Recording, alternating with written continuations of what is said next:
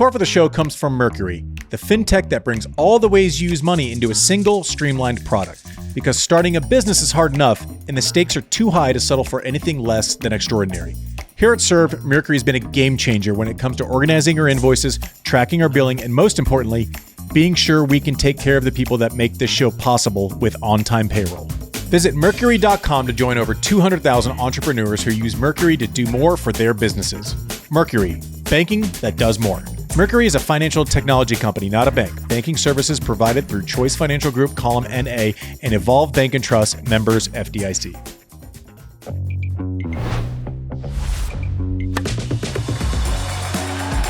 Hey everyone, welcome to Quick Served, presented by Mercury Financial. Techie Sean, carnage at Wimbledon. Chaos. Top seeds going everywhere. I got double surrender load. Yesterday, lost Medvedev. And then today, lost Jess Pegula to Cocchiaretto, 2 and 3. I don't know how you see that coming. I don't know. I would pick Jess Pegula again tomorrow if they played. Medi, I'd take him against Bonzi again tomorrow. This is why tennis is the best reality show on earth. There's no script. Queen Wen goes down to Siniakova. Zverev goes down to Rinderknecht. Novak is going to get shut down. He is currently in the third set against Muller as we shoot this. The curfew will kick in most likely before they get to finish that one. I'm guessing they'll be second on center tomorrow. That's normally the way it works to continue. Coco Gauff loses to Yastremska. We told you that was going to be a tough one. Coco, it's just game styles, right? Like, she's great at what she does. And what she does, the most challenging surface is going to be grass, especially against a big hitter like Yastremska. She needed a comfortable matchup in the first couple of rounds to kind of get her feet under her, get the feel for grass. But you know what I'll tell you, Sean? I know she's going to say this is like the worst thing ever and this is like super upsetting, and she probably feels that way. You tell her a month ago, you know what? You win Roland Garros, and I don't know what happens for the rest of the year. You might lose first round of every tournament. Guess what she does? She's cool with it. She signs that contract. So there's no criticism for Coco Gauff right now. She just won her second slam. One of the best players in the world. It's just grass is going to be her toughest surface, which is strange because that's kind of where we got to know her when she beat Venus, when she was 15 years old. So maybe she figures out at some point, but just simply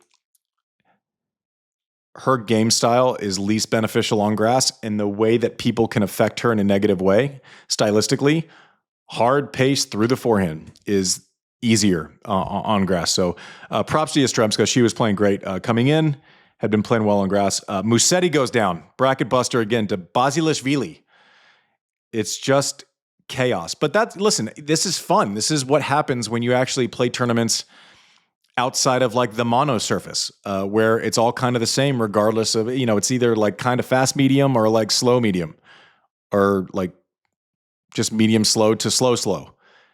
When you allow different styles in, when you allow Rinderknecht to serve and volley and to hit a flat forehand and not stand 17 feet behind the baseline, unfortunately the surface that best benefits him to where he can beat a Sasha Zverev exists for like 3 weeks a year, 4 weeks a year. So I like the variance. This is by far the toughest tournament to predict outside of maybe, Alcaraz like almost lost to Fognini, who's kind of just like barreling towards the end of his career. It's just crazy.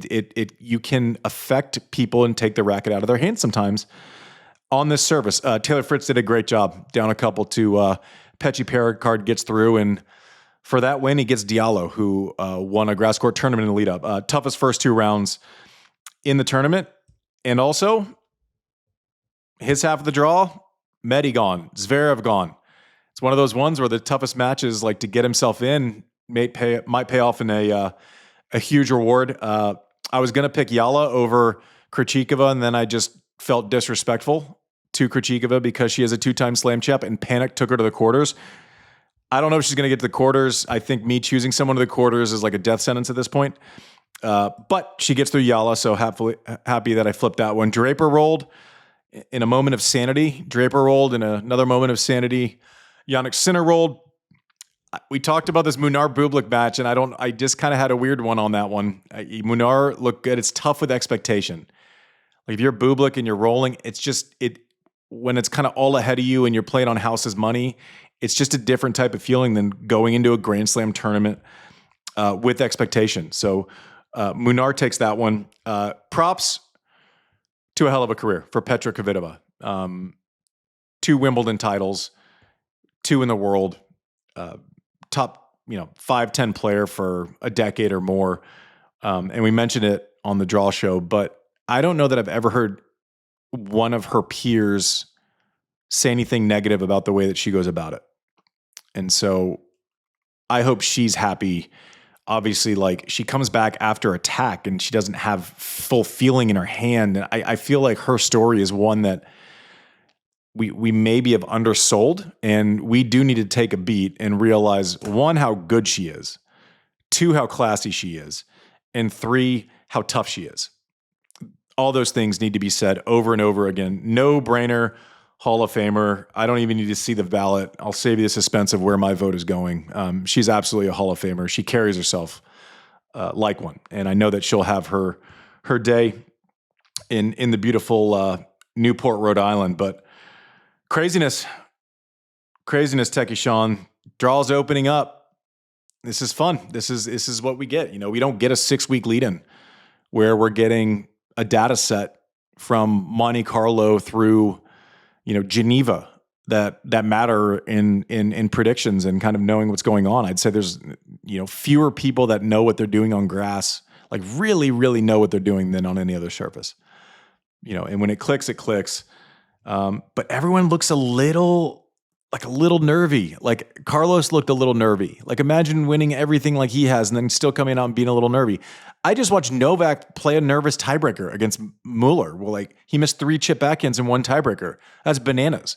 He hasn't missed 3 balls in tiebreakers in the last 10 years. It's just all a little nervy. The weight of the place, the different games are all of a sudden super relevant, like a Rinderknecht. You could tell he was nervous. You could tell he just fought through it. Like the forehand was, going a little chicken wing. He missed a couple in the last game and then was able to serve it out. It was a great story. So when, let's say day 1, there's a few upsets. Yep. Does that affect people's nerviness going into day 2? Does that kind of have a snowball effect for other people usually, or not really? It shouldn't, but probably, yeah. If there's like chaos going on all around you, it's a little tougher to walk calmly. If you're walking through, a car graveyard and there's crash sites everywhere, like you kind of you notice what's going on. You should be professional enough to handle it, but yeah, maybe.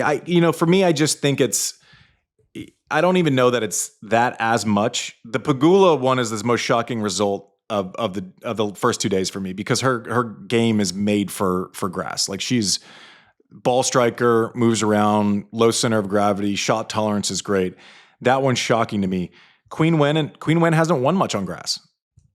She kind of has that like hitch forehand where she needs, Zverev is like so good that he's done well at every tournament, but he hasn't played that great on grass. Like not for him. Like his results on grass are great for, some chucker, but he's, great. Coco's never really, the best result she's had was when she was really young. Musetti before last year, he kind of had this run where he was finals and semis. And before that, he didn't really do well on grass at all. So I think it's more surface than it is these players freaking out and not knowing what to do because they're a little nervy. Everyone's a little nervy in the first round of a slam, by the way. Like you can have done it a million times and you get out there and you're just a little jumpy.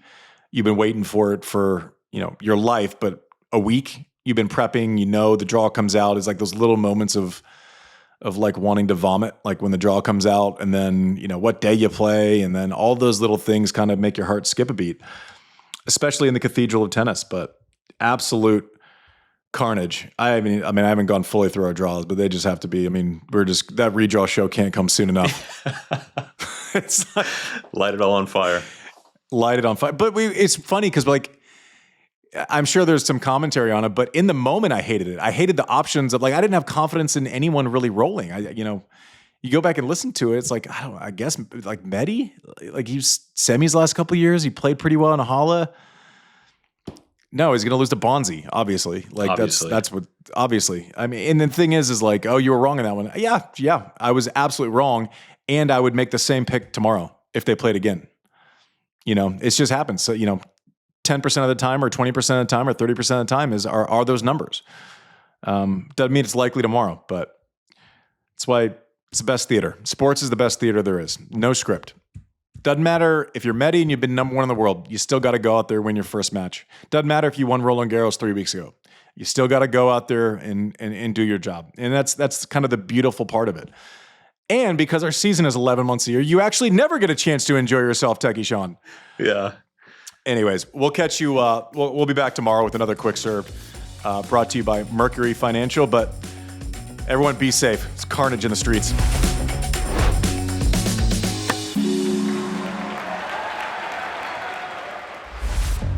Support for the show comes from Mercury, the banking product that does it all.